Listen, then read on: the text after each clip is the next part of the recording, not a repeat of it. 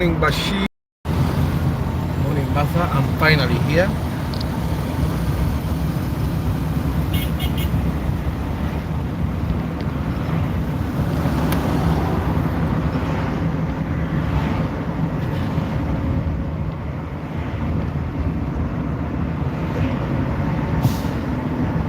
Hope you guys are doing well. Today is Friday. This is the last Friday of April. So whatever you plan to do in April, I hope you have done at least 80% of it. Because if you haven't, this is the time to panic. If you can't achieve, at least run around and show that you have been affected by not doing something. Panic. Oh, I planned to do this and I wasn't able to do it. So let me run around and show people that Tuesday. I hope you're doing well. See, it's like we are in a horror movie where the other scene where Will Smith is driving over a bridge like this, and all those cars are dead. We are there. Good morning, Abby.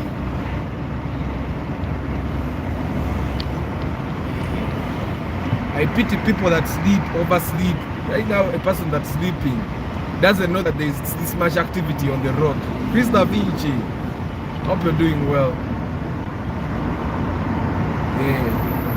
Obeeranga weebaze tosobola kumanya nti activity y'amaanyi ku bbala.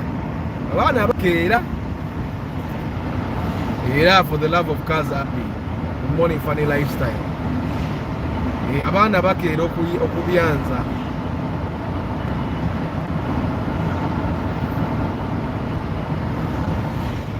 Yeah, some people work at night, but these guys on the road here are going to work. Okay, there's a road, there's your door still. Ojja kuyita mu tochikola ku highway. I told him yes, I don't know where it's going.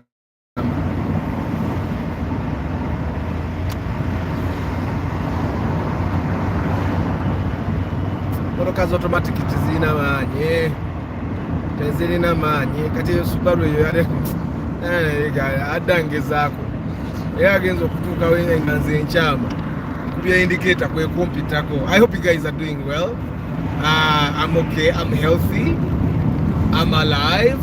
Omanye ekyo nakyo kintu kikulu nnyo mu bulamu. Leero ndabye ow'eggaali ole nkubye n'agweri. Of course ayimuseewo yo leero yeeyongeddeyo ayimuse naye bamuva Bulaaya n'abatalina ssente eggaali muzeesonyiweka bajja kukuba ebyuma. I rode the bicycle to Kampala once. Good morning, JK. I rode the bicycle once to Kampala and I decided it wasn't for me. A Harrier, you're leaning onto that door. A Harrier like hit me with the side mirror on the arm, on my elbow. And I decided that was the last day I was riding a bicycle anywhere. The bicycle is at home. It's waiting for my sons to be of height to ride it. Kati ono guy lore mukubye badde sino track. I'm imagining that he maybe even got a fracture. It was Amina. Abanaga temwina patience. So omuntu ayingire ku akulaze negwe ng'owulira no duet kati bwefa. People that drive cars like duets, you need to be very careful. You don't drive very fast. What if it dies when you're driving fast? Why moroka ezifa amangu ngefudde teyetaaga bakiyita batya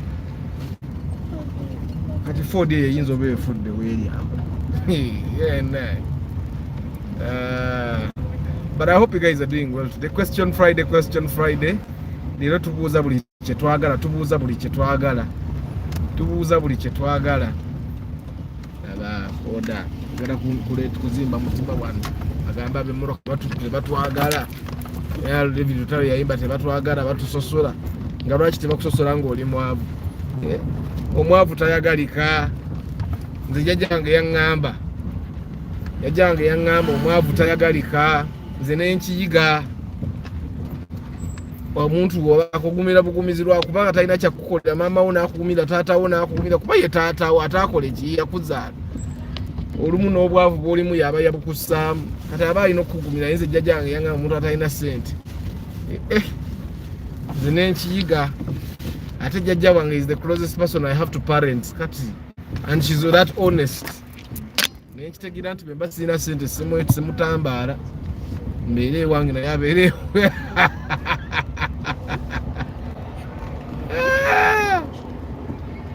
Good morning, Gaetano. Good morning, Alan. Good morning. Yeah?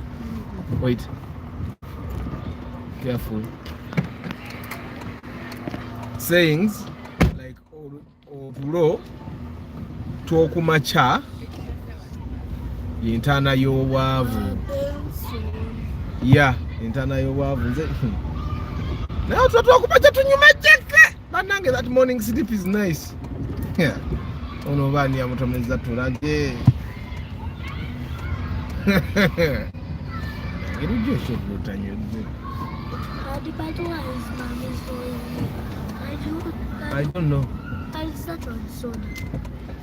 Hey, Ragnar, get away from the door. Yeah, but it's not good. I'll buy you good one in the evening probably, or tomorrow. Today is Friday. I'll buy you in the evening. Today is Friday. Today is Friday. I used to like riding bicycles on Lugogo bypass as a kid back in the 90s, but I stopped the day a convoy UN trailers blew me off the road. Yeah, in Uganda it's not safe to even ride a motorcycle. Where will you be going? Where will the school bus be taking you? Huh? Stop it. Do you know what a beach is? Where is a beach? Where is a beach? Question Friday. Me, I have my own question, by the way. But I hope you're doing well. Orika okada ategwe kati jeke. Todamu notuga nti mama wote yalina na sente. Mama wo yali mu road. Wavuga nge gari ku Lugogo bypass mwe mwali bagagga. Fe manje twakulira. Twakulira ye mutundu eyo. Mbetsawa zibavugangamu egari ku Lugogo bypass finga tuli mu kulima mayuni. Good morning Hanifa. Aban is here. Aban, come say hello. Hello. Say hello. Hello. Hey Ragnar, come say hello. Hello. Say hello. Hello. They are doing well. Good morning, Tony. I hope you're doing well. Question Friday. Me, I normally have my simple things that I want us to discuss. Those were friends. BMX. Mumali bagaga. The change and the ndi muvaka ya senior 6. You people. Yeah, kati fatuvude walaje kebonda bamvuga chikumi yange. Ndeka ntyano okudda ye region nava. Sinza na kwepa ampali kanze kati. Nti okudda je nava bannange. Kyovola bambala nnyo. Good morning, Edrin. I hope you're doing well. So you guys, we have 3 likes. We have 17 people on the live. Like the broadcast. Like the broadcast.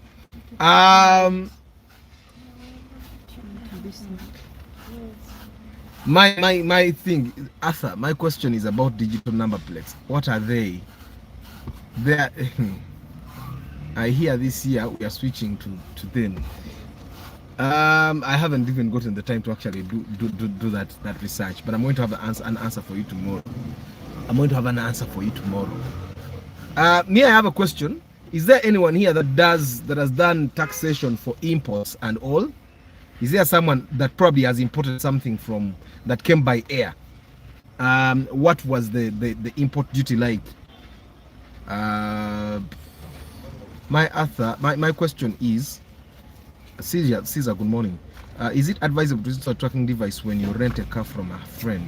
Because some friends may plan something. When you rent a car from a friend, but that car is not yours, so installing a device of 400,000 wouldn't make sense because the car is not yours. You get? But what do you mean plan something? This is if you wanted to track where you go, this is what you would do. Google tracks all your movements if you did not know. So as long as you have a Google account, keep your data on, keep your location on, okay? And then go to Google Maps, and Google Maps you can see your history, okay? Now you can go to Google Maps and see where you were yesterday. They show you all the points. That's how much data Google has on us. Like for me, I keep my Google data on. Why? Because there might be a time someone says, so I just go back to my Google travel history and I can see where I was. So in terms of a friend, what you would do is you would probably make sure that all your movements are tracked by Google Maps. You get it? I find that then the same way amatali banga na imadde parking one naye nzizemu nkubye ekisumuzo kimu nitugenda.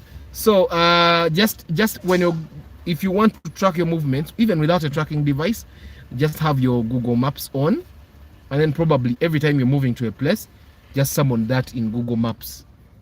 I find that would be more economical for someone that has rented a car. You should only have Google Map. You should only have a tracker in a car that is actually yours. Don't install one in a car that is not yours. You get it?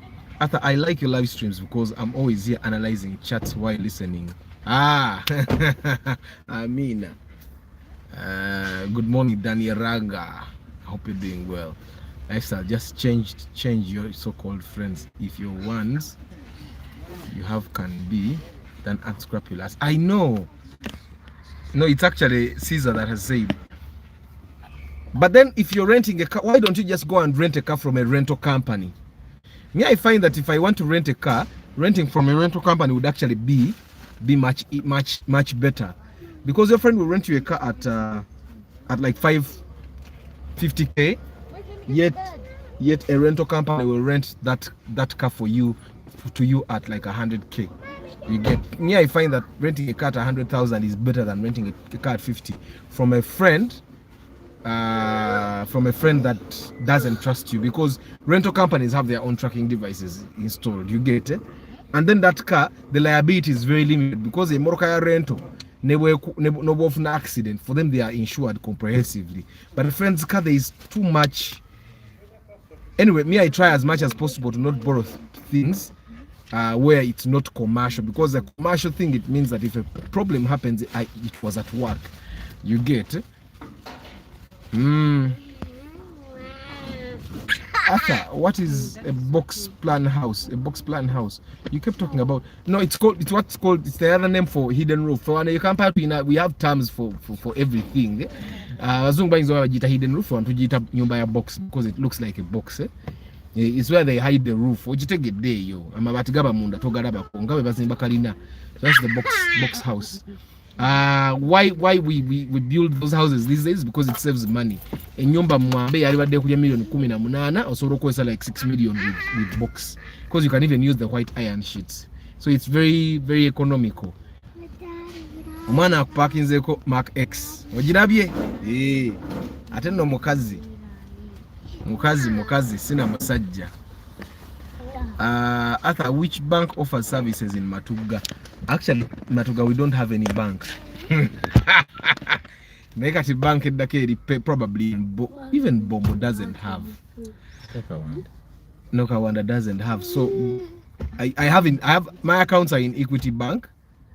I have an account in Absa as well. But Equity Bank is the most convenient. Absa has a bank in opposite Kawempe Police, but Equity has one in Kawempe Kutano. So I find that Equity is but there's some microfinances there. But again, if you have an account and you have an ATM, then there are so many agents around. So depending on which bank you use, you can always use an agent to either deposit or withdraw money. Tell me about Land Rover Freelander. If you have some money, Bobo inamuka sent, buy the Land Rover Freelander. Those cars are actually very nice. But however, Land Rover doesn't have a very good reputation worldwide. I've watched a lot of YouTube videos of Land Rovers, and majority of the time Land Rovers are Range Rovers. Majority of the time it's a mechanic buying it from someone that has failed to maintain it, or someone that has had it back for some time, and then the mechanic has to actually fix it and keep it on the road. And in the end, the mechanic fixes it, it moves for some time, and then they sell it to someone. That's what has been happening. It's not like how you watch Toyota videos and everyone is saying, oh, my Toyota has been very good to me. I've driven it for 40 years. I've driven it for 20 years. I've driven it for 10 years. You get, majority of those videos are mechanics or trying to prove that, or DIY project guys that are trying to prove that, guys, I bought this Land Rover and I'm trying to fix it up and I'm going to put it back on the road. You get, that same thing happens with BMW. You get, thank you. Same thing happens with BMW, and I personally wouldn't say this is a car for you to buy. You should buy it when you have reached the top of the pyramid. In self-actualization, you're simply trying to prove that, man, I have the dice. You get. Bombo. I think Bombo has banks. I've not gone to Bombo to notice what banks are there. I've been to Bombo before, but I was in field work, so I never really noticed.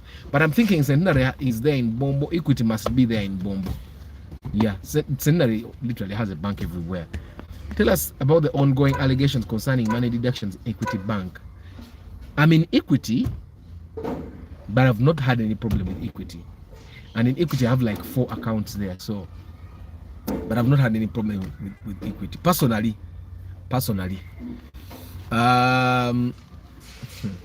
You know, this is one thing that happens sometimes. What happens is, you see that ATM card you have, I can deduct all your money with your ATM card. I can take all that money out of your account without you knowing. But because people don't know what power that ATM card has, they are reckless with it. I saw kwata ATM naji wagondi, naji woli, naji sura okumeza. That ATM card has a lot of power. So someone can come and say the bank is deducting my money. Nenga wadwa ina figures ezili ku ATM card yo. And if someone has those figures of your ATM card, they can take your money. They can.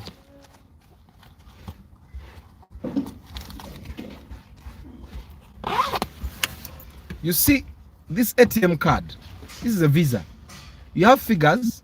They are 1, they are 4, 4, 4, 4. You have 12 figures. No. You have 16 figures at the top of the top of this. You have an expiry date, and you have a name, your account name, and then you have the 3 figures at the back. With those figures, I can steal your money.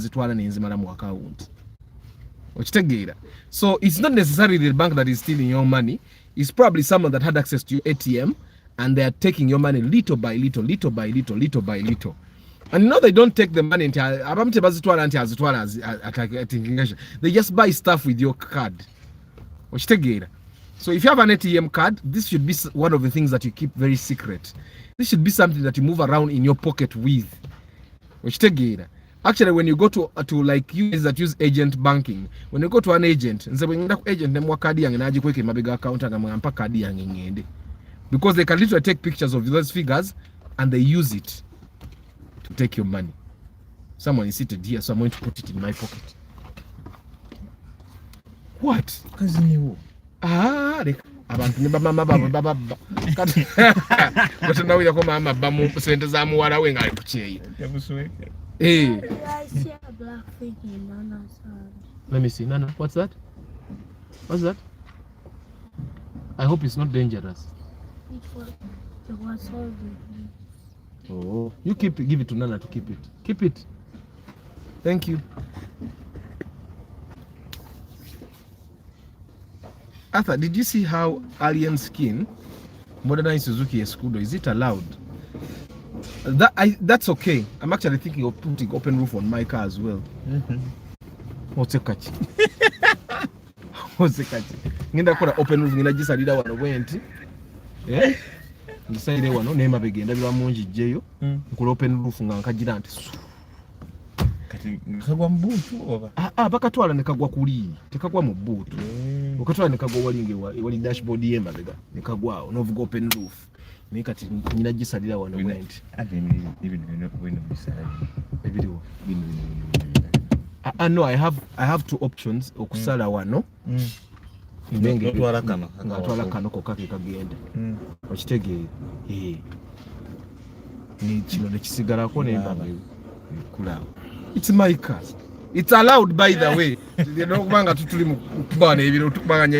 I've thought about it so many times. So my mechanic gave me so many options. The first option is that I cut the middle part of the roof, and then I just then the other option was actually to cut this entire thing, and that entire thing means I have to change the doors and all, which might be complicated. So I may have to go with the middle thing. Budamu watch say that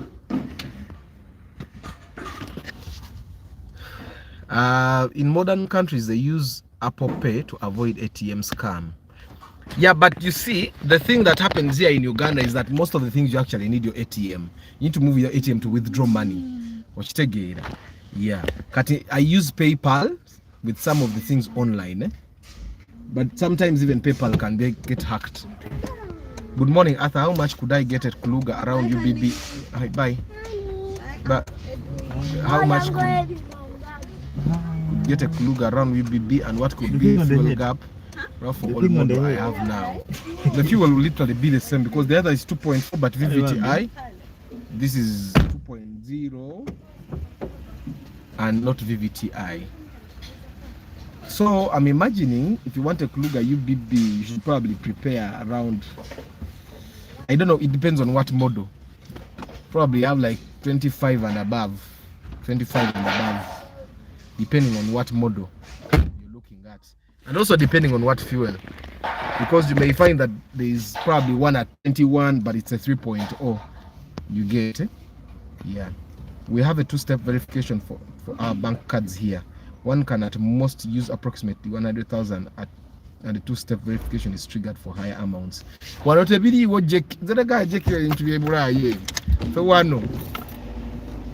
The banks want you to spend your money so that you go broke and go for loans. But Apple Pay is fun as you pay in supermarket with a watch. Chances of getting used Ipsum with the sunroof, they are there, but sunroof is over to Uganda zitonya. It has a sign called sunroof. We man do call open roof. Sunroof yaukana open roof. Yaukana kasi. Of course kati wantu jita open roof ngabo ina government wana ikampara fitu ine ebintu yafengeje tubiyita. Nafe wantu jita open roof, but it's a sunroof. It gives you the sun. It doesn't open like open. Mine is going to open. Mine is going to open.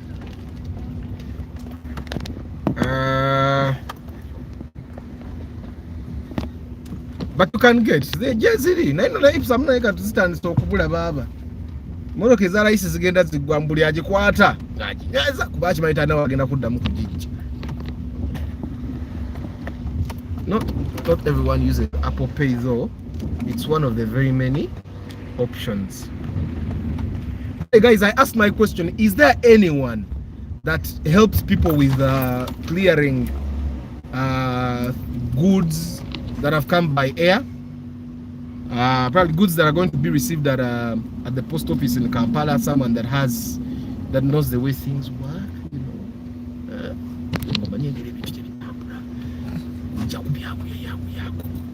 Yeah? Arthur, is it still raining? Today it did not rain. It just looks like we're in a horror movie, but it did not rain. It's a dark day. It's a dark day. Everything is possible ever since I saw a Regius on the road that was cut into a double cabin.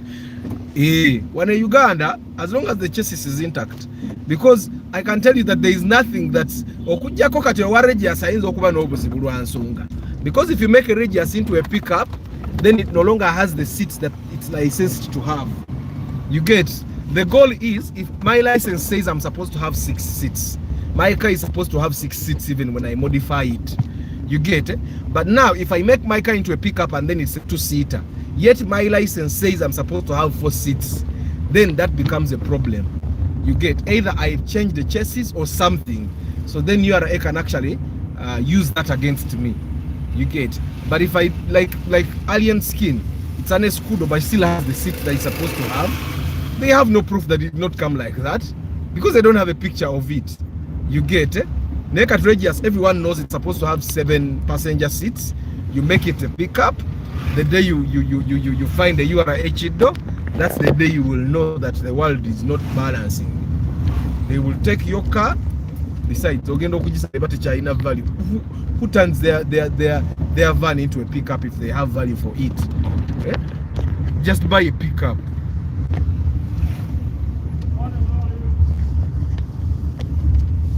Man, after about wrapping your car with advert to get paid monthly. Yeah, but right now send now is kuwa. Boda senga abantu babikola banji. Ngaba fuka bafuke moro kante bayina sente banji. Segate bafuna dobulanga. Bade ko kwa emitwalo nga 7 8 10. Leka tugwe emitwalo 10 moroka yoyo no ne paint yenango giteeka ko bistika. Bono mukazi obunda azalina. But guys, I've asked a question. Okay, who has it stuff by air? Here in Uganda before. Who has imported stuff by air, and what's the taxation policy like? It would be nice for me to know. Nina chengatta wano. Nina chengatta, and I have to have money ready for taxes, or for If I have money in Uganda, you either have money for taxes or for so kachivula nonyo omuntu abitegeera ebintu byafengere gye bitambula wali wano. But Arthur, what is the roof? What if the roof fails to come out when it can't? Tugenda gikola yafengere manual katesobola gana jaba tesobola gana tugenda gikola nga tejja gana. We will give it manual override nga we netugenda bano automatic bakwa tuyinza ogiya eka akapeza tu kataka ukabakagana. We disconnect matusa. You have to be sharp. You can't find them money. You know kuba sharp. Hey, hello dear, morning. How are you? Obunda zibuweramu. Mpa obwesatu mpa buno buno. Obate buwera. Yes, hold on a bit. Kubuli. Kati. Hold on a bit. Kati.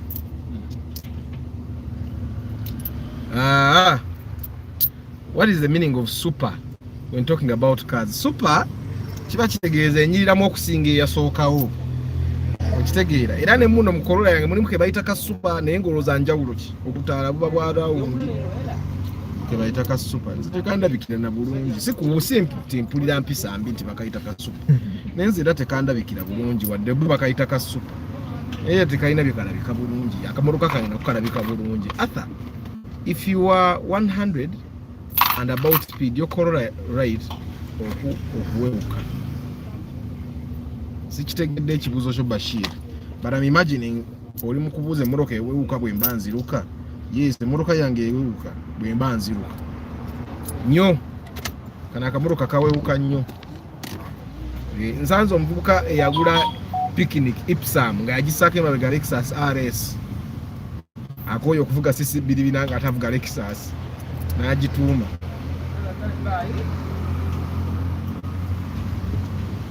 Obwo bundazi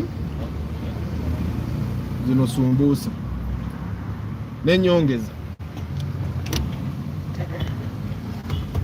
So you guys have asked the question, who has imported stuff? Baka kitaika tetulina awajira Arthur Bitcoin to biliemu era mbiguzeemu amandazi. Abaana b'oku office bengenda namu mu meeting beyagali. Brainstorming sessions zinyumenga bali obundazi. I'm gonna send some friend's number on your WhatsApp. He's in China and imports Uganda appliances. Maybe you can advise. Thank you very much, Philip. Thank you very much. I need someone that can actually advise me because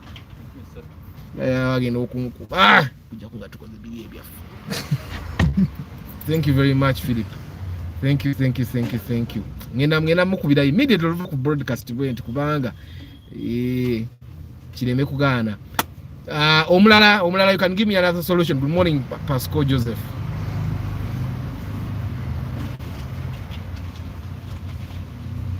So yesterday there is this thing that I watched, and I thought maybe since it's Question Friday we can talk about it. We guys, of course, I watched two things and I ended up relating.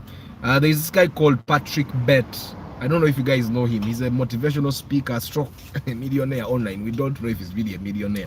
He imported a fridge and a TV, but my friend helped me clear them because I wasn't there. But Jackie was asura nnyo. Omusasula gwonna. I want people that know our things. Jackie, I'm sure you don't know our things. After you're becoming unimportant. No. I buy my own things. Thanks, eh? Kare. I buy my own things, and you have to know our way. I buy my own things. Nina, I have a friend that recently imported a camera, but he refused to pick my phone in the morning at 6 a.m. Now, refused should not really be the term because I don't know what time he wakes up. But at 6 a.m. we should be awake. Muleke kutumalako mirembe. Nkukubira simu kusaa 12. Kujikwata mbu webase. Nze 12 obongo babu atandise dokita kukaa. Nga mbu utakula. Mbambu takudde ko like 2 hours. Yeah, but still I'm going to import stuff. A lot of stuff. Like, you know how you have like targets to hit, and then one way to hit those targets is to try and do this and that. And by the way, the Bible in Ecclesiastes, is it Ecclesiastes that this guy Solomon wrote to us the letters? Which one? Proverbs. Proverbs in Dara Yabasiru. Kati abantu abalo kusoma Proverbs. Nga bafunye ku magezi balina ekitabo ekirala kye basoma. Where Solomon teaches us about wealth. You don't know kochali Proverbs. Zina ima Proverbs. Told kati ochali kuwebukako. Soma Proverbs ojimaleko tulinde ekirala. No, my gospel of Thomas. Your stomach stay chino chidara. I think it's Ecclesiastes. You guys, the Brian is a pastor. Which book where Solomon writes to us about wealth and tells us that we need to invest in other countries, that we need to take risks. Solomon wrote to us. Katufa bamanyi ebintu bya Bible. Just ekitabo nkyerabiddemu. Solomon wrote to Proverbs for the beginners. You. Kati tumala okusoma Proverbs ne tugiyitamu. We go to other books kati Ecclesiastes where Solomon writes about wealth and all that. I have a clearing agent friend of mine at the airport. Mpe number. Rakuba, those things are coming to the post office in Kampala. That's the thing. After bajeke bakole the platform Nedda jeke mubazi. Just that ebintu ebimu tabimanyi ng'eje tubikola Kampala wano. Jeke just mubede naye mubede atamanyi nkola y'ebintu mu Africa. Mu Africa tulina ng'eje tukolamu ebintu byaffe. Tubitamuzane ne biyitawo. Ecclesiastes chapter 11 verse 2, divide your portion to 7 or even to 8, for you do not know what misfortune may occur on earth. Kati me I follow the out of 10 8 sikitegedde kati nawe ojja kuddayo osome kati okyasoma Proverbs. Kade tomanyi kati nono gwe mulaba asaba buli Saturday mu advert ku Saturday takwata ku kintu kyonna ne bw'omuwaaki taina cha naye tamanye kile it's King David. Sorry, King David beba mu kati King David naye yawandika Sam omu mutabani wa onne kati ate baba beba kati nzane abani feva ne bwe nkola mu ensobi it's okay. Arthur and colleague, good morning. Bagai, good morning council. Amina Alan, thank you. Mark 2 grand na yo ewe ukasingo. Ze moro kazizi to wana na duka maka 2. I remember I was driving Mark 2, I was going to Nazigo ne yabiko omupira samanya. Ben kuba yali etonya ngatenta demo music nga ziruka. Kati ngendo kulida enkube nkendeza ko ku volume 1 ndabe. Umanye how you're looking for a place ngato manyi yo you have to reduce the volume. I also don't know why. Osobola okulaba obulungi. I reduce the volume to see properly. Then ngendo kulira ali wachwako ompira nga gwa yabise nesa naka pigireke. Leave the Mark 2 alone. Good morning Mavo Gadgets, I hope you're doing well. Mark 2 grand banange emoroka ate mujindo wozisako basajja mmwe. Then I also have another question, guys. Who has bought auction vehicles before? who has bought auction vehicles before? Who has bought auction vehicles before? Because when I start my podcast, I want to have people like you as well. Who has bought auction vehicles before? Is a Morokezo Ngabogena no good double cabin from the Ministry of Health and all. Mama compare for me Raum new model Alex and Ractis.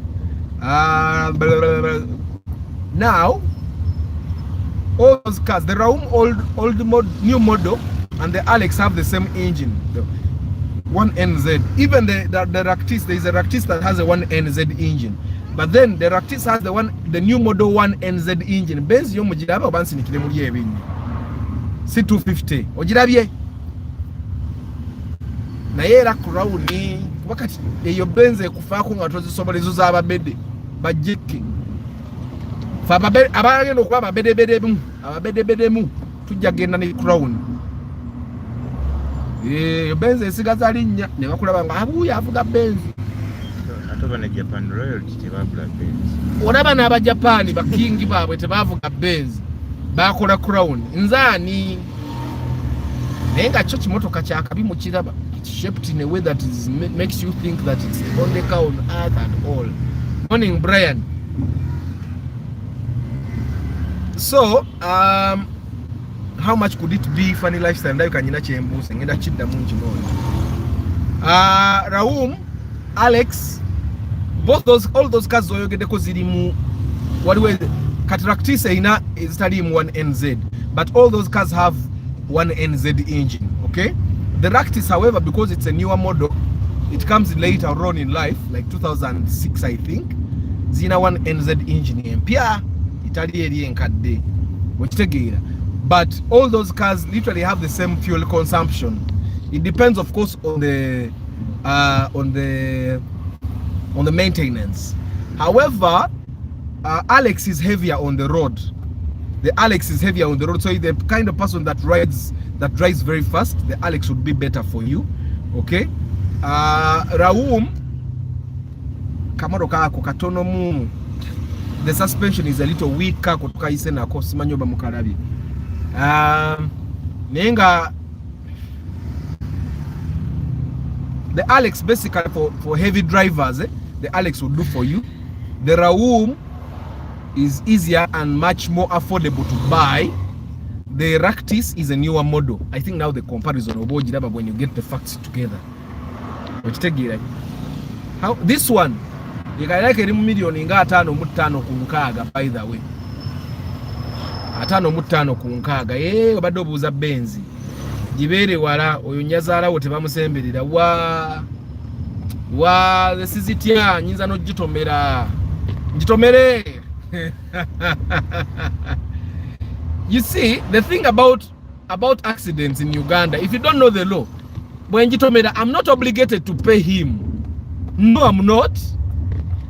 All I have to accept is go and be arrested and be jailed for a few months and not pay him. Then I come back, they give me my car and I go. But mami, chomutu wabba, kati zene nkubba, nonsibisa, sikosasula. Era ne fine ne bakusomera nti wano ogenda sibwa emyezi ena obosasula emitwalo 4. N'ogamba kangende tokasasula muntu.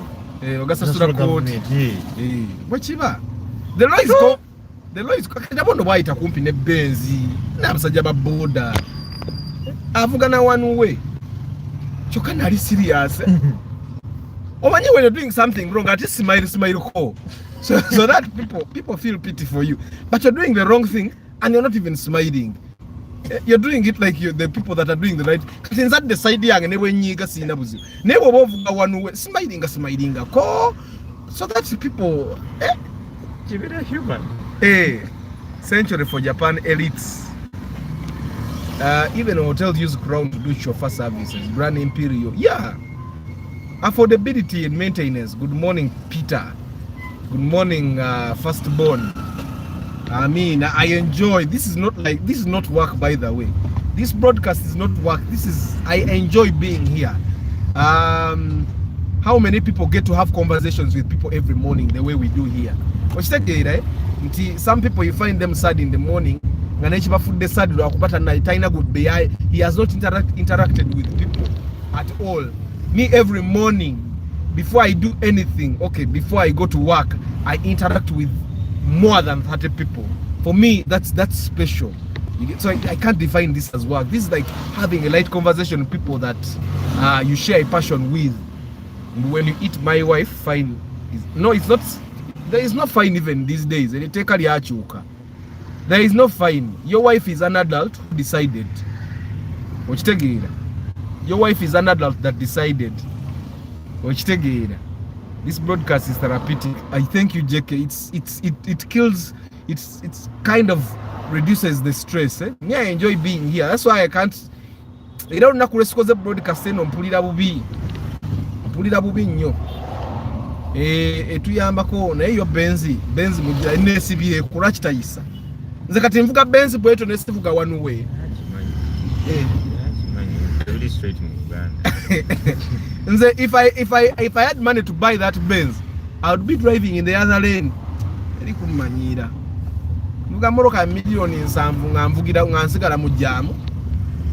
Chokola bera ngena sigala ndi humble. I will have the humble background. Nzovuga milioni zo 7 ne bazikubira ka ebikopo. Neze sinza nevuga moroka ya bei into nevuga nensigala mu jamu. Awatisti senza njazisa mizigo. Vuge moroka ya isi. Manyenti kali moroka yange nemeso vuge ebyefujjo. Niko ti moroka inokubango ojoka kukubo. What's the point of driving an expensive car like that if I can't be seen kati tulifenna mu line? Sijja gula moroka za bei. Kubanga ogula milioni zo 7 n'otula mu jamu nowe milioni 7. Milioni zo 7 bene wa. Kati wuli owasafa agenda mwesa ali mu moroka milioni 18 2. Arthur, ask the question up there. Let me go find it down here.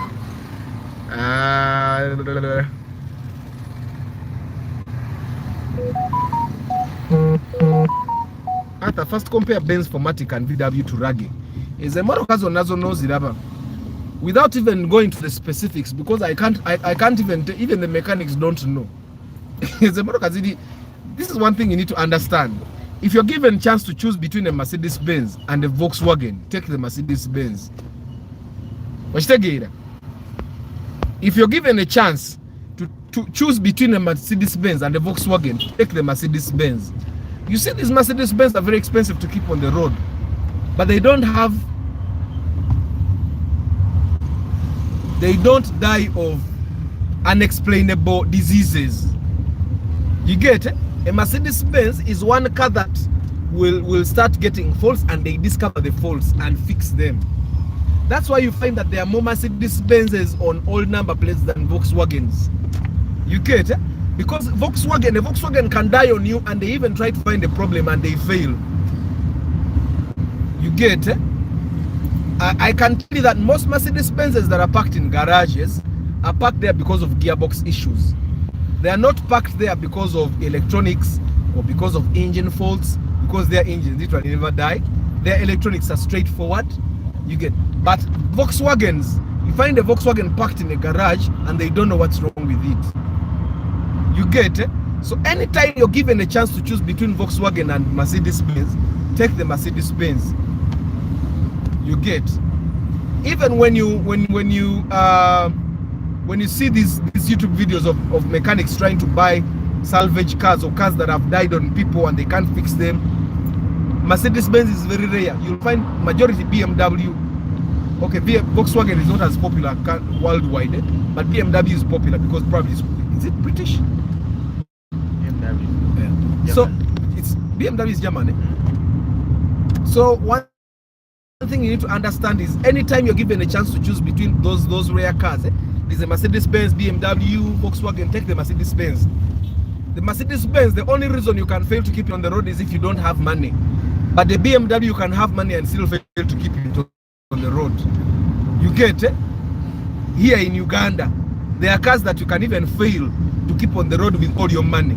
Ibajita wish valvomatic. Ojirabye. Wali omwana apanze nyumba ya mitwala na yajukuse. Kana kisaswira parking ya bilibili buli lunaku. I don't know, my mathematics are that is different. The one of the reasons why I shifted from Kasangati was because my plot was small and my house was in a place where I could not go when it rains. So I said I have to go to a place in Nkuba. I drive, get out of my gate and go.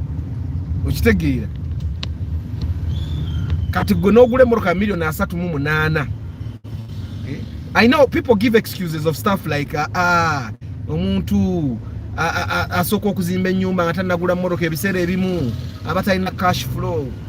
Cash flow is something that can stop tomorrow. So when cash flow stops, will you be able to keep your car on the road? Arthur, humility is a virtue. To some people 70 million in pocket. Nzene baba pocket change. JK birekenze mvudde wala. Abavuga moroka ya million ensaafu notajoga. Mutuleke nammwe. Olaba ne president atujoga. Aba ayitawo n'atu parking affe ne tudde ebbali. Ali ku ssente zaffe tayina. Tumuwa miliyoni nnyo omwezi. Naye atujoga kuzaffe kwatujogera ne batu parking ne batuzza tutye ebbali. Nze nga nzikolerera. I make that money. Ntuyana. You guys need to see my face as I say these things because you may not know how serious this is. Mwe president neba minister batujogera kuzaffe. Omuntu mumuwa miliyoni 3 omwezi ne mumugulira amafuta ne musasulira edwali ne musasula fees z'abaana be ne mumugulira amasuuti ne mumujjanjaba n'abaze ebbali ng'ayitawo nga ne moroka gyalimu yammwe wa musolo ne mumuwa biliyoni mmeka olunaku house maintenance n'abajogo okutuuka ku ekyo. Nze jekke nga nkolera ssente zange nga nzikola okuva eno gye nvudde no wansi nga ngule moroka miliyoni 7 nga nzira muono jjaamu muvuge kana akantu kavuddeku. Okitegeera jekke ebya humility mubire oyo si humility.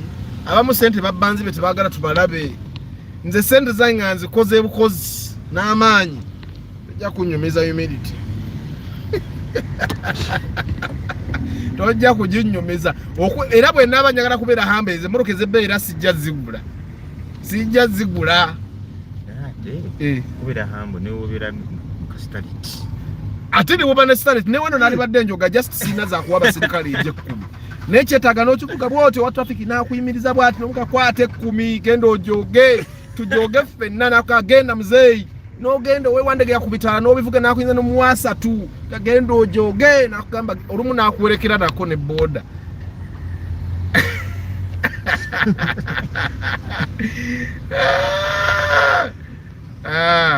Indako tulabe wano. I'm planning to buy a car very soon. Which of these options do you recommend me to choose? Raum, Spasio, Succeed, Paso. Succeed should only buy it if you go to the bond. Okay? Bond new. Paso is a very small category. Andrew oli musajja dabanga kapasa akayinza okumenya kati, which leaves us with 2 options, Spasio and Raum. Spasio has an option of you getting a car that has 7 seats ngetuza abantu bangi. So if you're looking at also having extra seats sometime, of course you need to understand the Spasio will be more high price than the Raum, but sometimes that cost is okay. So you have 2 options, Raum, Spasio. Got to consider Raum doesn't give you extra seats. Also sometimes it has problems with the door, that sliding door, but then the Spasio doesn't have any issue with any door. But Spasio is a little expensive. At first I thought you ran out of meaningful content because you broadcast every day, but ma'am, you are too creative. I'm not creative. You guys keep this channel alive. You guys keep this channel alive. Manyi gabantu. Senga Sebanga said in your Benz says please Ibula fuel is about to get over mukawundo esikalumu. Benza nemoroke zisinge naku zino zikugamba ne kawundo yinzo ko I've not driven it yet. Tell me kawundo tekugamba nti obuza kilomita 3 osike tekugamba faba korola fetu bonabona geji kaste tukamu kati akasembayo mula mafuta bano ba pastor bayina nakapanda akagamba Jesus is Lord akawanise aloza tunalokoka wa bantu benna kuzaliba kyatya geyena hero tujimanye hero is reliable Thank you, Arthur. Have a VW to reggae, but so many random issues based on your advice. I'm planning to sell it and get a formatic. Daniel, do that. Do that. One thing you guys need to understand that never nangani akupe ngombe. Bana basajja kireka bana bavuga zimazidda. Omuntu okiraba jamu atukutte naye ono waddabo kabini ono Jesus is Lord yaleese obuzibu. Ya papier. No wakiri wakipajero. Yabadde asirise wakipajero asobola okuddayo ko wali emabega naye wakipajero yasemudde emabega n'abakugwaleka okuyingira. Naye bali abayingira ku right. Naba. Kati lwaki oyo wapajero tayimiridde?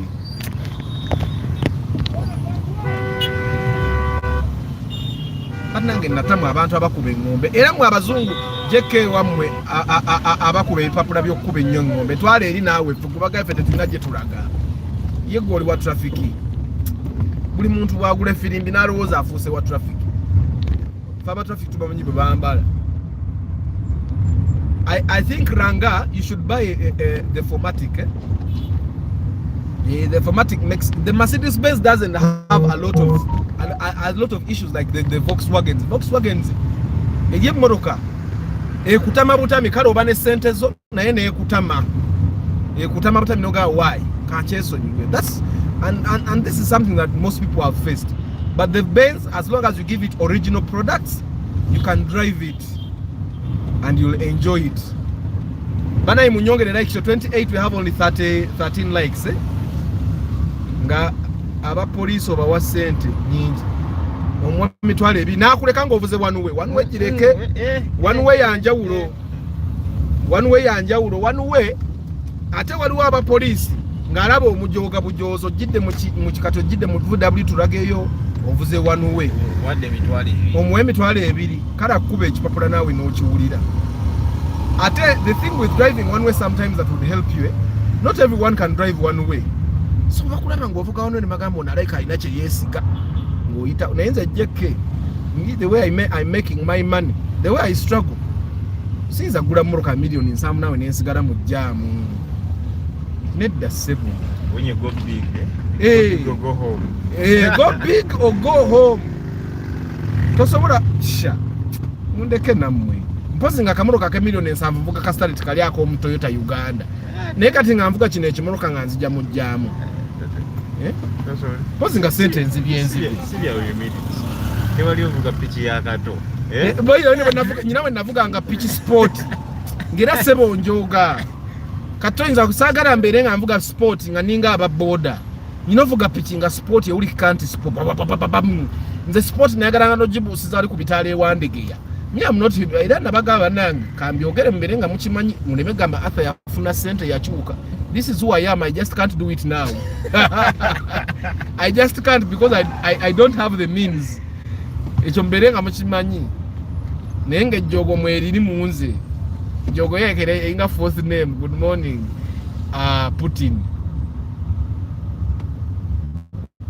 Nzaba police kati wano wendi sinatuka leve joge police banyimiriza muwe kinene nye 15 ekinene kati go webiri atoli gisa weno ate ne 15 soka ne tunyumya na alimerako bwalemerako enyunga atobudde bugenda nga muwe 5 naye bwaba talemeddeko nnyo tunyumya entuula ngamba fande soko tulenkulage ku video zange ne mulaga ne video ebiri njikuwa ku diru ki.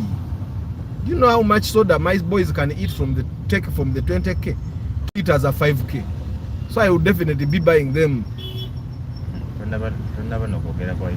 Ice cream. When it comes to pickups, which car brands are reliable like Toyota? None. Toyota is Toyota people. Toyota is Toyota. All the other brands are okay. But then even when you think about maintenance, it might be reliable, but when it dies, it takes a lot of your money, and you don't want something that takes your money like it's on revenge. The Nissan Hardbody is a good car. Just the suspension in front there, echiwawati Kampala. Ebiwawati lebe bisobola okukula million 3. Naye nga ate Hilux mitwalo nga 2. But you can imagine the difference. Sometimes it's not really about reliability. Sometimes it's also about the maintenance costs. How much do I spend when the car breaks down? Yeah, so you have to look at that. That's why people buy Hilux. Because Hilux, even the newer models, Hilux are expensive, but they're not as expensive as the newer models of like the hard body or the L200 or the Ford pickups. You get it? Hilux is in its own league. It's reliable and also easy to maintain. So Uganda zona zili okay, but leave Ford alone. Even government agencies fail to maintain Fords. A Ford can die something and you look for it and fail to find it. You get it? So leave Fords alone. You can buy the Nissan hard bodies. You will know sometimes you will bleed through the nose. The L200 is a little fair, but not as fair as the Hilux. So whenever you're buying a pickup, I would actually advise, and if you're buying pickups, try as much as possible to avoid the ones that are turbocharged.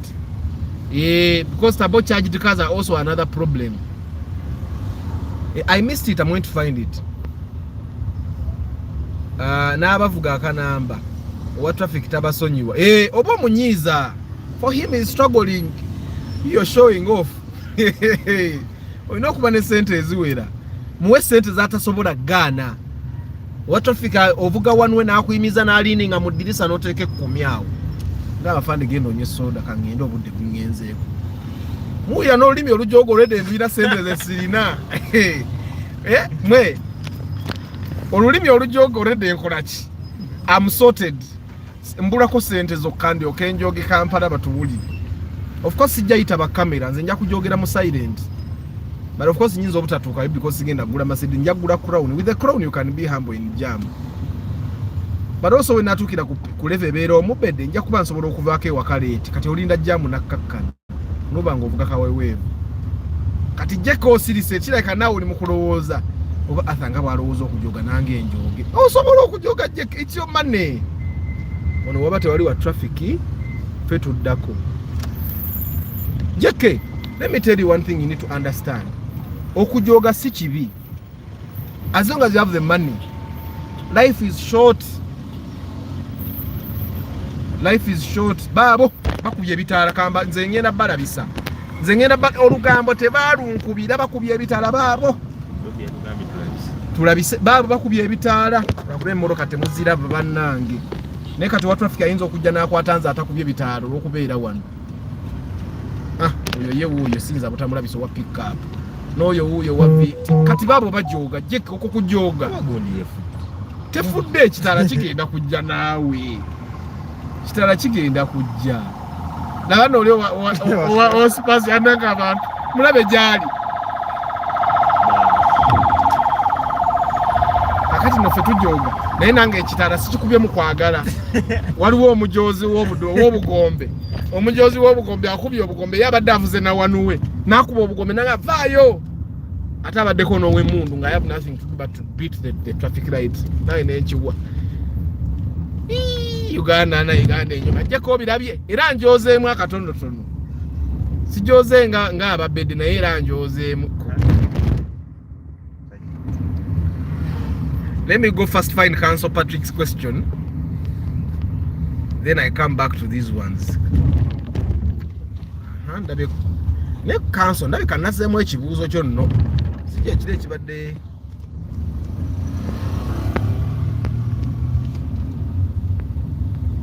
Council yabuuzizza Arthur is Subaru Forester 2008 at 28 million fairly, okay? Yeah, I think it's okay. But I'm saying it again, togula Subaru eri turbocharged. Togula Subaru kati olaba eno street ziringa street zeri eza ghetto ez'ebulaaya. Ghetto efaanana bw'eti. One thing, like I always say, so many things control the price. Sometimes the price is controlled by demand. Other times, price is controlled by condition of the car, extras that were added.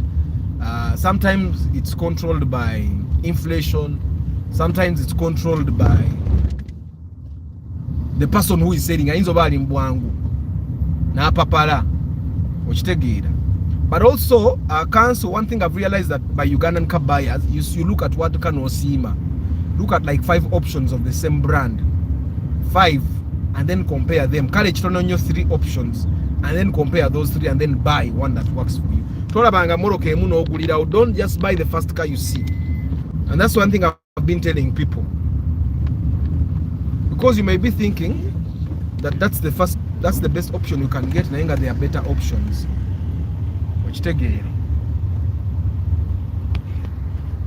Kati cancel ndo zangu.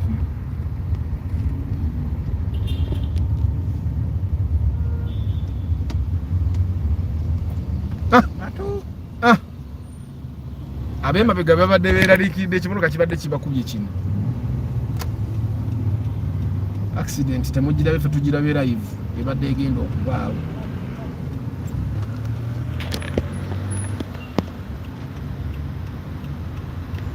Morning Arthur, where do the words Tuara and Ero Tuara mean on cars? No, what happens is they change design a little.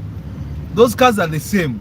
Neighbor jinzo kukyusamu either ka interior aka Ero Tuara ne kabanga kasingako ka Tuara obulungi oba ne bakyusa the body design Ero Tuara nebanga it's a Tuara but it has something extra than the Tuara, so they give it Ero Tuara. Sometimes it's made to be more efficient on the road, to kill drag and all that. Nenga tewaba nnyo njawulo kyobola banti.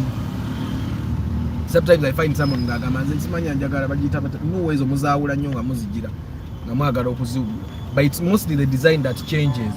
Okitegeera. There's really nothing special that changes on these cars. They just shift the design a little. Mzungu wa Regia sada yagala kundetako kajani tamanyi nti twayibira mu taxi. Arthur, talk about beginner business pickup trucks, Tipa Canter, Isuzu. Izo ngenda zifunira session yazo. I'll even do a podcast on them. That podcast I'll probably have a trader, I'll have a business person that does, and then I'll have a driver and a mechanic. Your podcast ejja kuba hot. When you live in countries like Denmark and Norway, you learn to live a silent life because it's deeply rooted in their culture.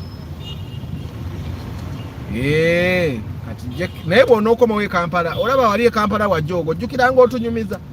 You dogged wadoga budozi. Wajoga Kongo oli wano nogende yo ne bakonona. Usanga wono kumena nange nabamfunye mu ku sente. Tujoge babiri. Ngovuga kawundo nange nenzija ne crown. Kulagawe bajoga. Nkulagawe bajoga nkae kati wane wanu wogiraba. Ubo yagalo giyitako. Omanyi osobola okujoga ate ne batofi ne batakwata. Kati nga wane wanu weno gye tuyiseko ogiraba. Ogivuga. Bwotuuka wano n'okyamayo n'oyingira ebalowooza munene. Olumu no jango tadde mu double indicator. Kati ofunayo kyaliwo nadda mu luggi lwa passenger eri mu ndabirwamu n'akola ati ng'aba abapoliisi bakola ku convoy. Muveeyo n'owa traffic ate amwagamba naleka ayombeka. Yes. Fene Kampala tujja kujoga. We've lived a miserable life for a very long time.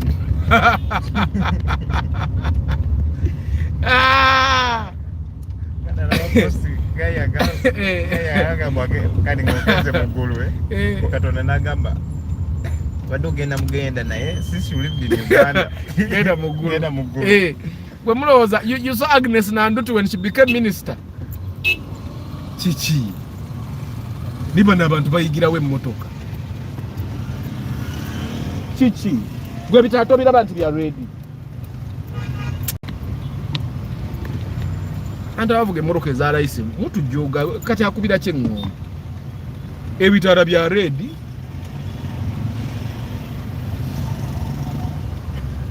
Joga sebo ovuga new model otudde ku $15,000. Million 15 sente ntono nnyo okujoga.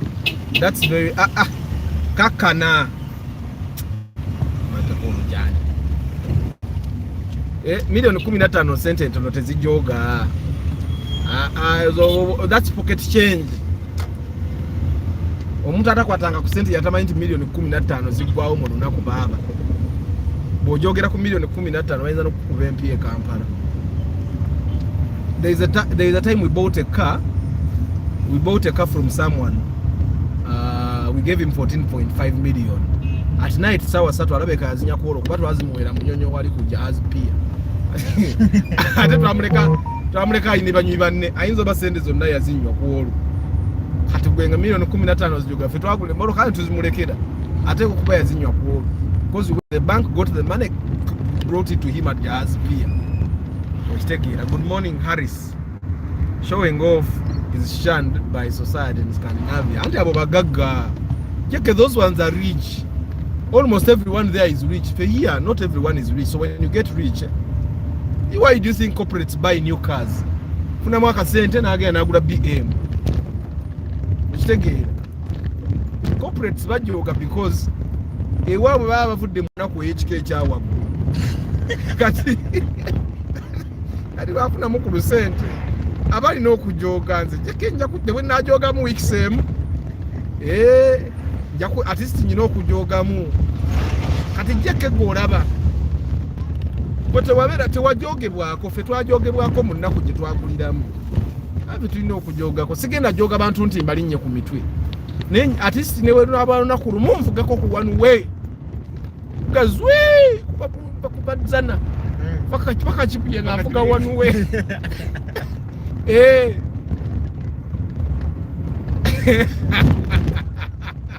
Ate ne kakati osobola okukikola manchi okola.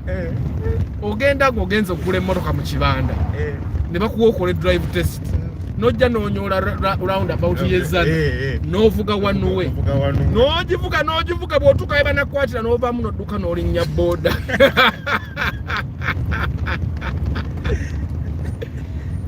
Oba ojoza indirectly.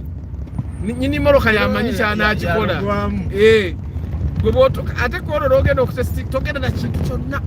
Ogendanga kwe. Nesimu togenda nayo kube yinza okugwako ngodduka. Kati yiyo open roof mugirabye. Ate no Toyota ne Mercedes ne gunde ne limousine yiyo babalagawa emoroka ebakulembedde Kawundo bagenda kudoga budozi.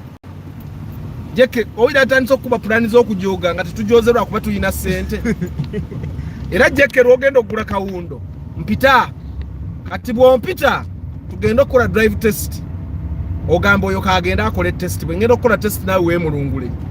Nze njavuga one way batubulire. Abuka waliwo tukalo kibalekera oli ya boda no bao.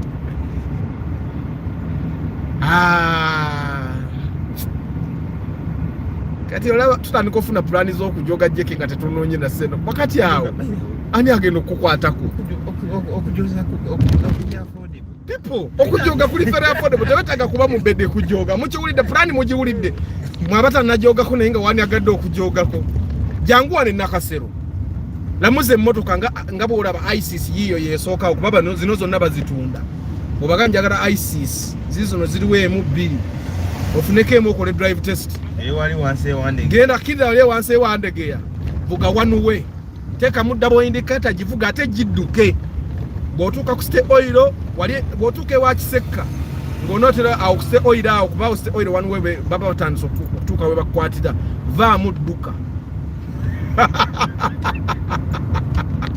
ate kuzikiza gireke ng'etokota nono yeyiye gwolesemu gwe bakuwadde ogenda naye oba naye addukamu oba ayiya n'agivuga n'agaba enguzi agizeeyo wa mukama we. Okujoga tumaze okukiraba, it's not pompous life is an American lifestyle. I would choose an American lifestyle any day. Muvuga wanwe ne bakwata bakuba ekipapula bakuba olumu bakusiba kubanga sebo oba otadde obulamu bw'abana Uganda banki obulayo n'okudduka goyinza olowooza nti kipapula ne bakuteeka munda okitegeera olina kudduka ebyekipapula emmotoka si yiyo badde okola drive test ekirala tomera Benz tomera ku Benz dduka you people, one thing you need to know, we only live once. Question 5 kanziremu ebibuuzo by'abantu. Banange, is it healthy to make someone official without testing? Don't laugh, guys. Today is question Friday. Official, what do you mean official? Kulya oyambala.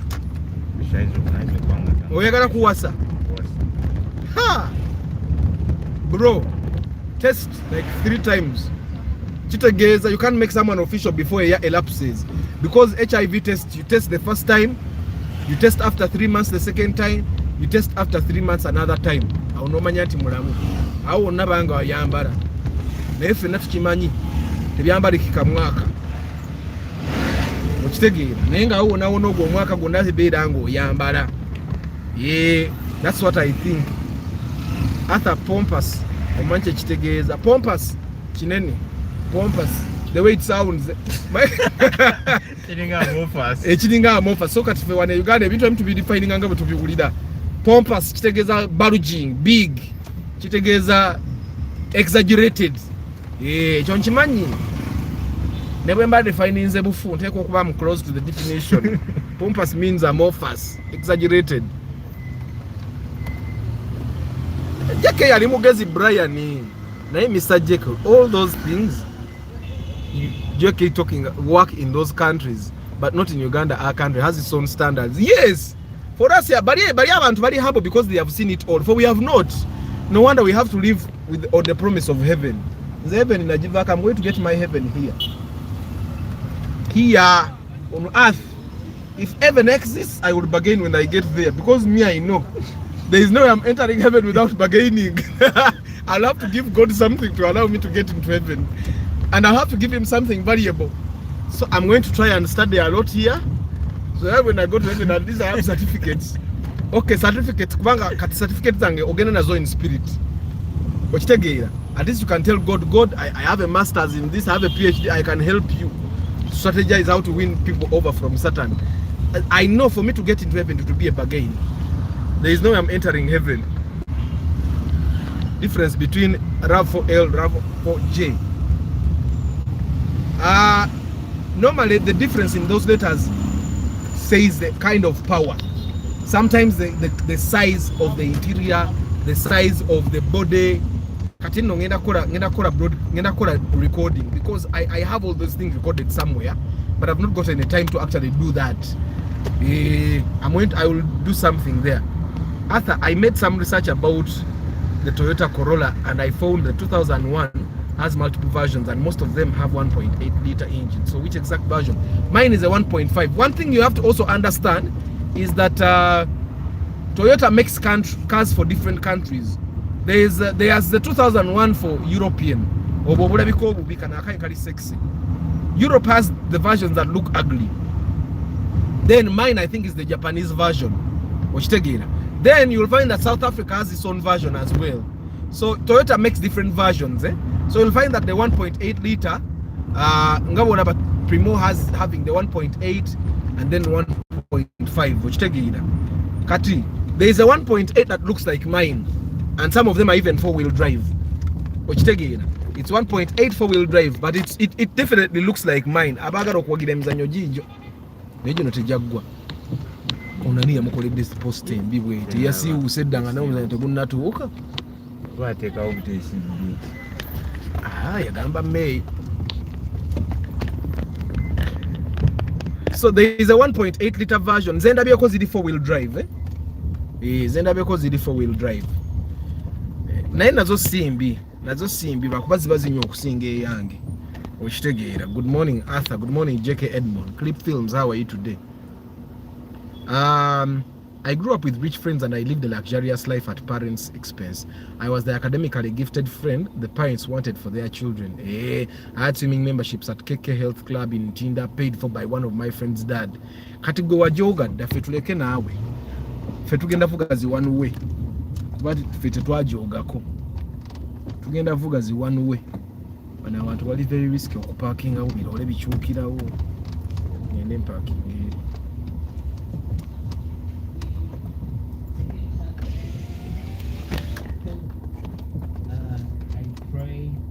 For you, the responsible students. I'm trying to park, guys. Sorry. You know what? When they say want to turn off the radio, but me, I have to stop talking so that I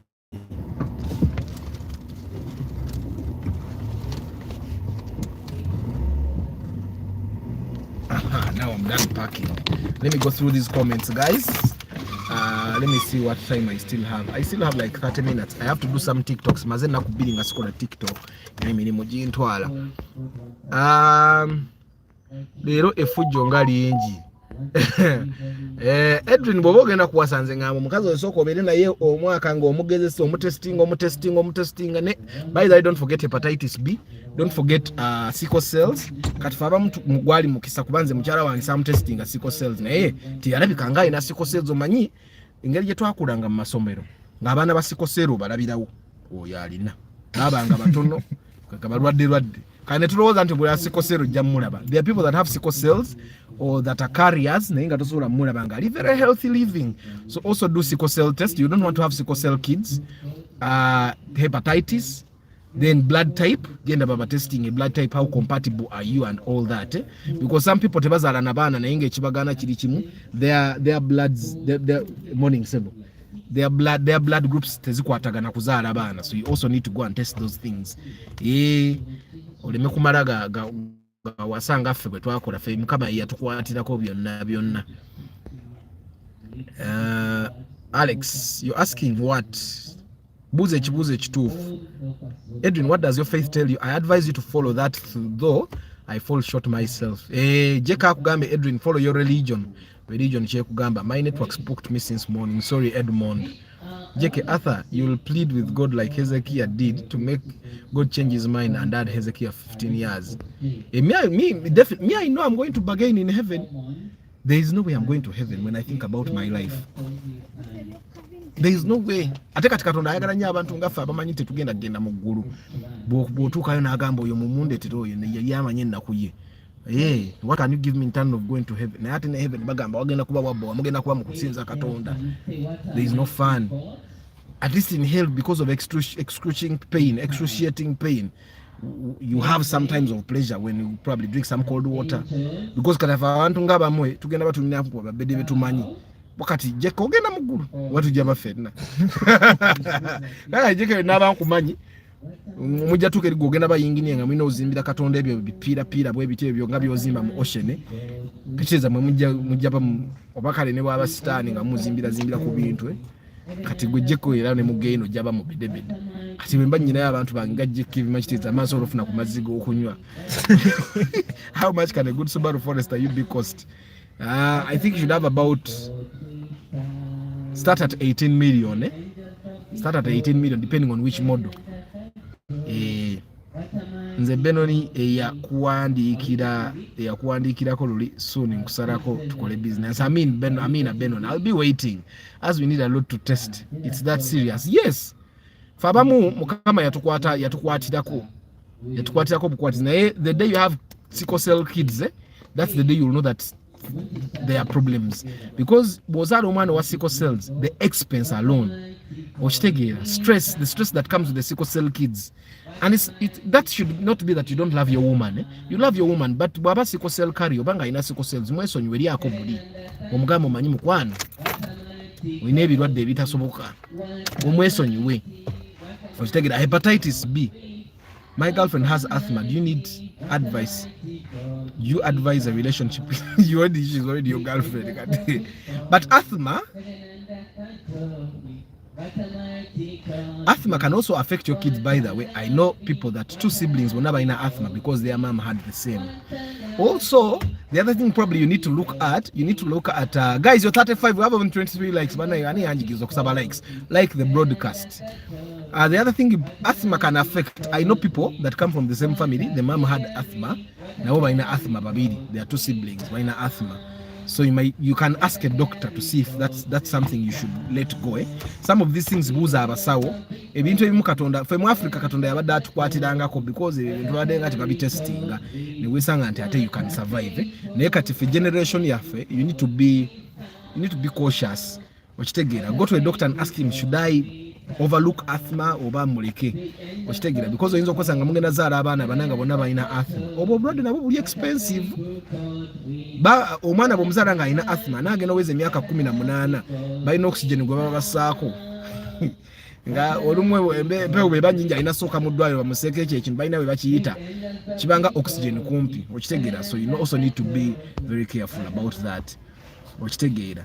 But bw'oba omwagala osobola okusalawo n'ogakati ebizibu tujja biyita mu ffenna okitegeera. Me I wouldn't definitely. Nze mbaddeko ebweru nendaba abazungu bali so objective. I think ne Jeke bw'ali kati bali too objective. Bwe mpita wano n'enzira wano kikyenfuna, bwe mpita wano n'enzira wano kikyenfuna wano okitegeera. Good morning Arthur. Is there a difference in boot space on a Primo Super ordinary? No. The Primo Mu model definitely has bigger boot space because it's bulged like this. So but this Super and ordinary it is in a difference. They are the same. Arthur, Mark II Grand VVTi old model. How much? Have about 10 to 12 minimum. 10 you can get one. Kastate where on the number. 12 if turns okufune nabe nungi ko. 15 otan kama UB series. How about please differentiate between Beams 2000 and VVTi engine. Beams 2000 is a VVTi engine. Beams 2000 is a VVTi engine. Era bw'ogiraba wano maaso akagambo VVTi kabaako. It looks like you are in church. Let them advise you about getting into heaven. No. This is a school. My office is located at the school, and they have an assembly. They don't really have an assembly. Some guy came to preach to them. Nena fe about preaching ireje emyaka ngati tumanyi na kigenda maaso. Fe twayinanga pastor bamayitanga pastor. Who's talking? He's talking in a song in the background. Someone is preaching to kids here. Talk about Subaru Forester, but I'm a beginner. As a beginner, Subaru Forester is just expensive on maintenance. They are very good, reliable cars, but maintenance will be expensive. Sorry, let me close. Lele murukanga CMP nyonti bujigala wonti chumula crown njajjanga. Yo wila tulinga batagaddeo. Anyway guys, since it's question Friday, how many of you guys know people that have like 6 kids nga babazadde bagendedde? Like if you have talked to them up close, because I've realized majority of people that have more than 2 kids abana babazadde accidentally. So far I've seen like 3 people, and it came by accident. Either family planning failed, umwana nayingirawo okitegeere, oba nga they miscalculated their safe days, and so many people that I've seen, by the way, banji bendabye kati 3 bon confirmings because you talk to them up close. Nebaga man kibalo kyagaana oba man akaweta kagaana okola. He was talking a song. And he's a pastor. Bano ba pastor, a junior pastors. And every band is preaching about hell. Abanda bakanga. Baja tukana over venga fi. Nzagena sijitia. Ate kubango manyiru achi sijitia. Because abantu abagenze mu group bakoma oboka. Tero ni muntu yali agenze ko mugende gumwocha ako na akoma unagaba ye mulyo gocha. Era bana bagenda mu group ne babalengeza kugenda ogirengera be bakomawo. How many people have you seen banabajane bagamba I died and came back to life? How many have you seen that said I went to hell and I stepped in hell and ho none? Chiteza ne mugenda mwandiba music class nga you work to go into the next class. Nali njagala fielder Arthur naye wanchusa timing kati njagala wish reasons more katuzivuta niko zivuga with reasons. Oh, they got triplets. No. They already had like 3 kids. Nga the abantu abasinga waliwo abali balina abaana babiri nga bakomye nga bagambe nedda katulekera awo. Mukazi n'ateeka mu akaweta abali awo nga ali lubuto. Okitegeera. Then they changed the method. Abali awo nga olubuto kati balina bana. Tebaba planning abali ba planning koma kubameka kubabiri. A method as a beginner, it depends on what you want. Bobanga you want a Subaru, no problem. You buy a Subaru. Just know the maintenance will be expensive. Bobo inamu kusente gula Subaru. If you don't have money, that much money, dai mu Toyota. Toyota is moroka etumanyi. Mujitagira. Nenga bobanga Subaru uli abo otajigula ofa. Buy the Subaru. Come math to marriage. We go back to pure math. It's definitely math. Kati. Nze. I'll be honest, nze nenja ukane mucharange sinza kuddamu kuwasa. Sobola kuddamu ulwachi. Abaana benjagala mbalina sina kinjagaza abaana balala. Ate there is no woman in this life in Uganda that doesn't want kids. Ate abasinga bagala bana batano. Tebamanyi nabo lwaki bagala bana batano. Wabula kibali mbongo nti omuntu ozaala abaana bangi. Naye bote sibe kibeera ku bbuka ti nze nga alina okulabirira abaana bange. Nze manyi kiteekamu. Nkusaba nnyonnyole nnyo ebibuzo bya Mark 2 Grand bambi. Naye Mark 2 Grand nga njogeddeko nnyo. Actually Bashir eri gundi ya Mark 2 Grand wagiraba. Mark 2 Grand is a very good car. Ekisooka teina nnyo kyefa. Ina engine ya cc 12. 2000cc engine, literally if you kill it you are a spoiler. It will either be bad service or bad driving. And when will you ever do bad driving with the Mark 2 Grand? It has two main problems. It's a rear wheel drive car, and in Uganda you know. Then two, it's a ball joint over kutoka nnyo. So you have to change ball joints every 6 months at least. But other than that, Mark 2 Grand you will drive. Yemoroka actually jenandi agadde nzo okuvuga. Ekijinemesa kiri kimuntu yesikira mabega. Nenge yemoroka ogirabo solo juvuga omwaka nga tokoze maintenance okujako service. Okitegeera. So Mark 2 Grand is one car that I would recommend anyone to buy. Ate si ya bei nnyo million 12 ofune moroka nge yimiridde. Okitegeera.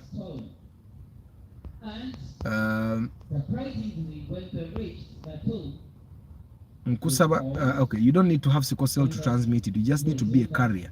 You're basically normal. If both parents are carriers, higher chance 25% that the child will have it. Definitely. So that's why people need to test.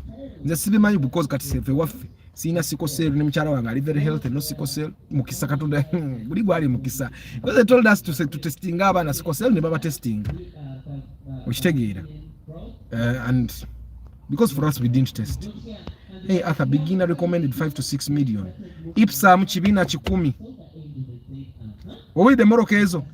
JK Edmond. If you have 5 to 6 million, Ipsam chibina chikumi started chiyenje. Wali ya moroka jibaita chiyenje by the way. Wakati ne Mark 2 nunji tosola jifuna million mukage ne million musanvu munana kati. Ne Ipsam na yote jakuba kati chibina yinzo kuba million mukaga nge yimiridde chikumi. Na ijabate yimiridde because baba tunda engine ntono. Moroka chawe ndala jenda. Karibu.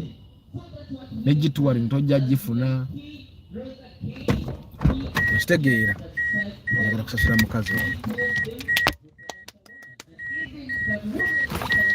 I need free internet. Badde guno mwezi sina gusasula.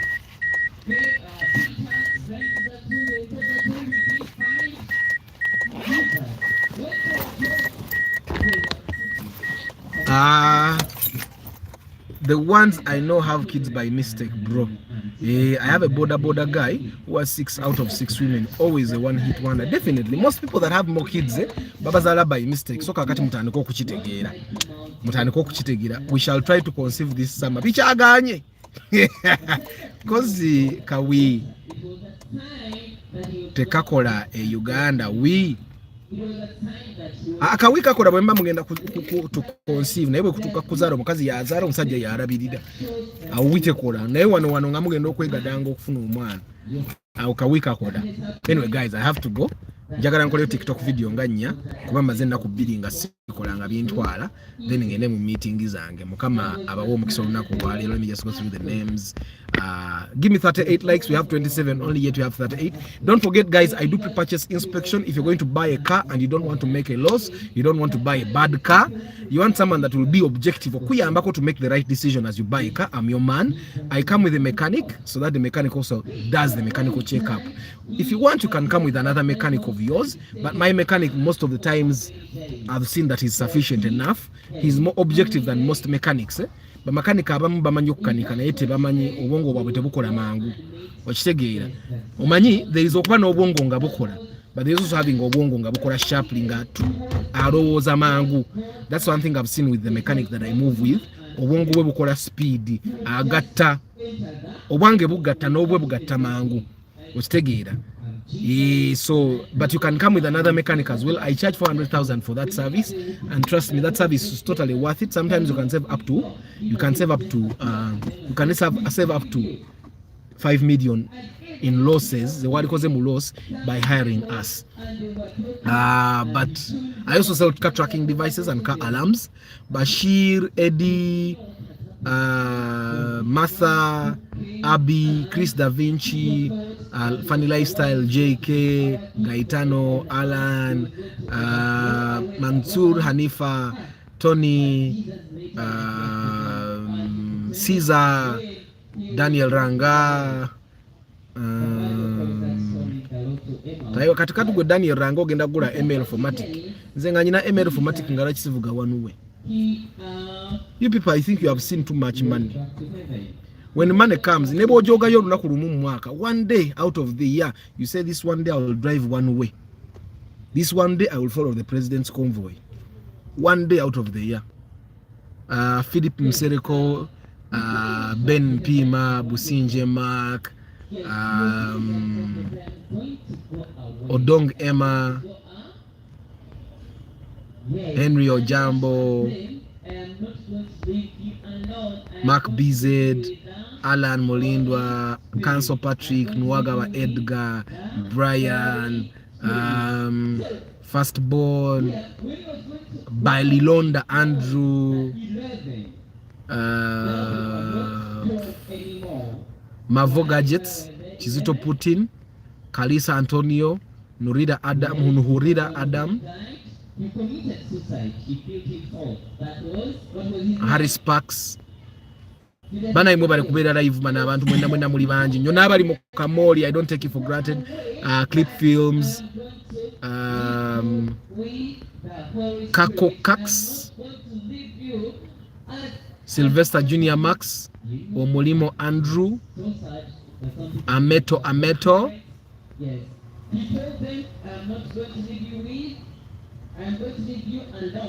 JK Edmond, Mr. Lucius, webale kubera yo man. My contact erimu description of this channel, the description I cannot write in these comments. These comments I think YouTube did it intentionally so that it has the audience members can interact without being interrupted, and then this person concentrates on doing the live broadcast. I remind you guys, I do pre-purchase inspection.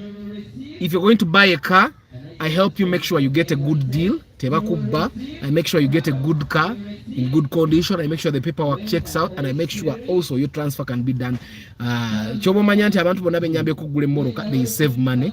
We recently bought a double cabin at 50, which should cost 60 million. Why? Because we make sure you don't buy bond cars. So that's how I keep doing this broadcast, because I use a minimum of 1.5 GB a day, and that's how I'm able to do this broadcast.